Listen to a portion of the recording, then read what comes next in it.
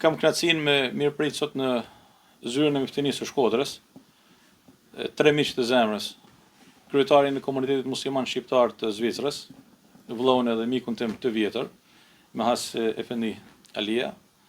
i cili shoqënohet nga vëllau i zemrës Fehim Efendi Abazi, nënkryetari i parë i komunitetit musliman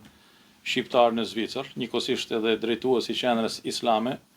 për religjon, kulturë dhe integrim në Lozan, edhe doktor Besim Nuzi, një mik edhe vëlla i vjetër, i cili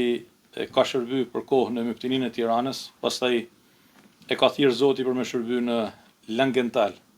atje në mes Lozanës edhe San Galenit, ku shërben kryetari i komunitetit musliman e shqiptar atje, në xhamin e madhe El Hidaye, i themi Hidaja e zemrës, sepse na lidh me atë edhe me vëllezërit atje një histori e gjatë bashkëpunimi edhe lidhje shpirtënore, por jo vetëm. Është një kënaqësi shumë e madhe që sot i kemi në qytetin e Shkodrës në këtë vizitë të shpejtë, edhe është në nderin tim me i uru mirëseardhjen, edhe njëkohësisht me theksu që kontributi i hoxhallarëve shqiptar në Zvicër, në diasporë, në shumë vende të tjera, është një kontribut shumë i madh në rujtjen e trashëgimisë islame, edhe kësaj ngjyrese kombëtare, rujtjes së trashëgimisë tonë kombëtare, rujtjes së gjuhës shqipe dhe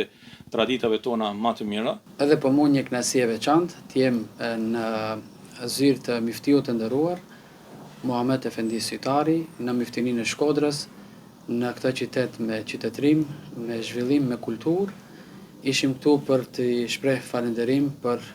gjithë bashkëpunimin që ka tregu deri më tani, sa herë që e ftojmë na viziton dhe na nderon shumë. Prandaj dhe faleminderit shumë Mifti që na e hap derën dhe na e bën të dashur këtë zyrë dhe qytetin.